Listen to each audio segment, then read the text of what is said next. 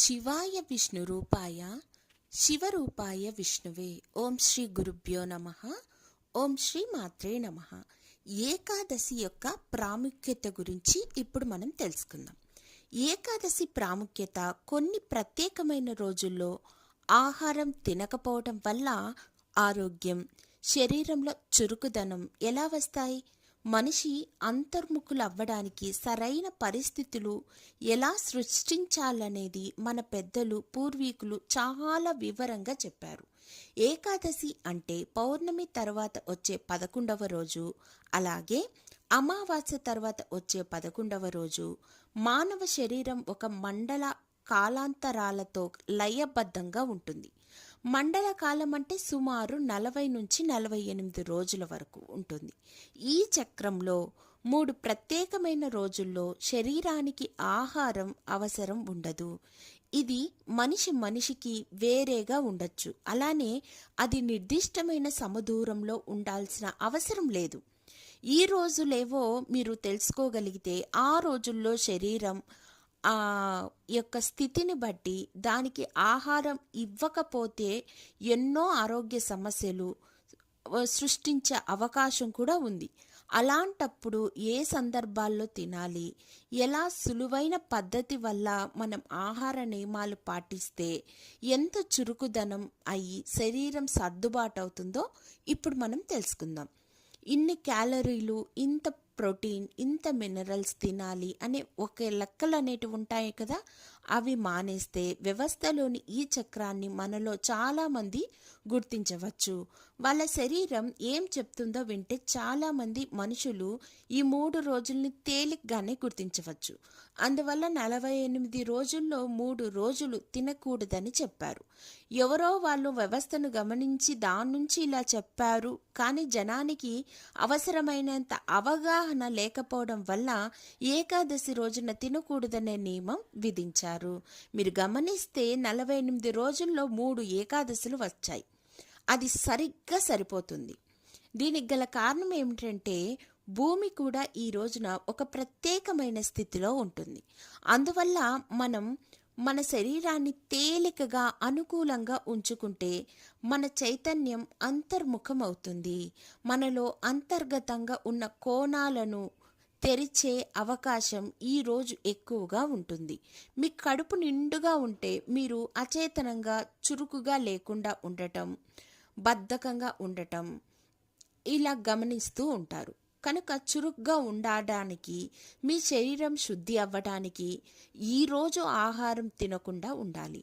మీరు ముందు రోజు రాత్రి భోజనం చేస్తే మళ్ళీ మీరు తర్వాత రోజు రాత్రి అంటే ఏకాదశి రోజున రాత్రి భోజనం చేస్తారు. మీ శరీరం చేసే పనుల స్థాయి అలా ఉండటం వల్లనో, లేక మీకు ఏ సాధనా సహకారం లేకపోయి ఉండటం వల్లనో మీరు ఏమి తినకుండా ఉండలేకపోతే అప్పుడు మీరు పలహారం లేదా పండ్లు తినవచ్చు. ఇది మీ పొట్టను తేలిగ్గా ఉంచి మీ అంతర్గత ద్వారాలు తెరుచుకునేలా చేస్తుంది. బలవంతంగా ఆహారం తినకుండా ఉండటంలో అర్థం అంటూ ఏమీ లేదు. ప్రతిదీ అవగాహనతో చేస్తే మనం చేసే క్రియ వల్ల దాని యొక్క ఫలితం అనేది చాలా గొప్పగానే ఉంటుంది. ఇప్పుడు ఏకాదశి యొక్క ప్రాముఖ్యత తెలుసుకున్నాం కదా.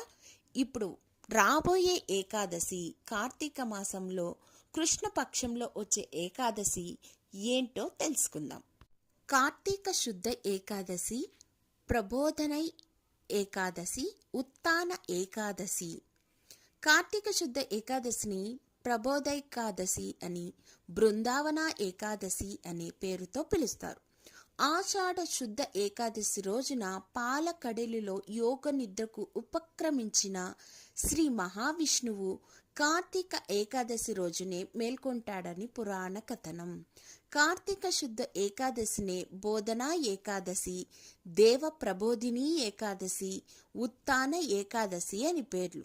తొలి ఏకాదశి రోజున శయనించిన శ్రీ మహావిష్ణువు ఈ ఏకాదశి రోజున యోగ నిద్ర నుంచి మేల్కొనే రోజు కాబట్టి ఇది ఉత్తాన ఏకాదశి అయ్యింది.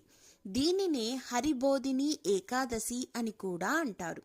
తొలి ఏకాదశి నాడు ప్రారంభమైన చాతుర్మాస్య వ్రతం ఈ ఏకాదశితో ముగుస్తుంది. మహాభారత యుద్ధంలో భీష్ముడు ఈ ఏకాదశి నాడే అస్త్ర సన్యాసం చేసి అంపశయ్య మీద శయనించాడు.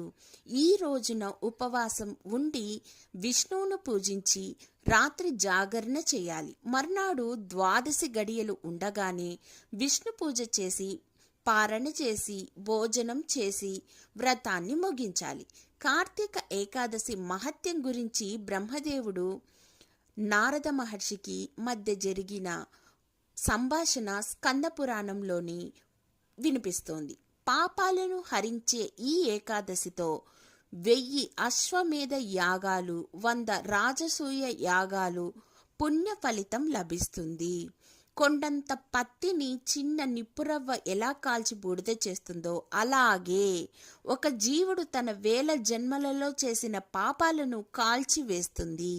ఈ ఏకాదశి ఉపవాస వ్రతం ఈరోజు చిన్న పుణ్యకార్యం చేసినా అది సుమారు పర్వతానికి సమానమైన పుణ్య ఫలితాన్ని ఇస్తుందని, ఈ ఏకాదశి వ్రతం చేసిన వారికి సాధించలేనివి ఏమీ ఉండవని సాక్షాత్తు బ్రహ్మదేవుడు వివరించారు. ఈరోజు ఉపవాసం ఉన్నవారికి ధాన్యం, సంపదలు, ఉన్నత స్థానంతో పాటు పాప పరిహారం జరుగుతుంది. పుణ్యక్షేత్రాలలో దర్శనాలు, యజ్ఞయాగాదులు, వేదం చదవటం వలన కలిగిన పుణ్యానికి 1,000,000 రెట్ల ఫలం అనేది ఈ ఏకాదశి ఉపవాస వ్రతం చేసిన వారికి లభిస్తుందని బ్రహ్మదేవుడు నారద మహర్షితో అన్నారు. ఈ వ్రతంలో ఒకరికి అన్నదానం చేస్తే సూర్యగ్రహణ సమయంలో పవిత్ర గంగానది తీరాన 1,000,000 మందికి అన్నదానం చేసినంత ఫలితం లభిస్తుంది. వస్త్రదానం, పండ్లను దానం, దక్షిణతో కూడిన తాంబూలాన్ని పండితులకు కనుక ఇస్తే ఈ లోకంలోనే కాక మరణ అనంతరం కూడా పరలోకంలో కూడా సర్వ సుఖాలు లభిస్తాయి. కార్తీక శుద్ధ ఏకాదశి రోజున బ్రహ్మాది దేవతలు, యక్షులు, కిన్నెరులు, కింపురుషులు, మహర్షులు, సిద్ధులు, యోగులు తమ కీర్తనలు, భజనలు, హారతులతో పాలకడలిలోని శ్రీ మహావిష్ణువును నిద్రలేపుతారు. అందువల్ల ఉత్తాన ఏకాదశి రోజున ఎవరు శ్రీ మహావిష్ణువుకు హారతి ఇస్తారో వారికి అపమృత్యు దోషం తొలగిపోతుందని పురాణాలు చెబుతున్నాయి. ధన్యవాదములు.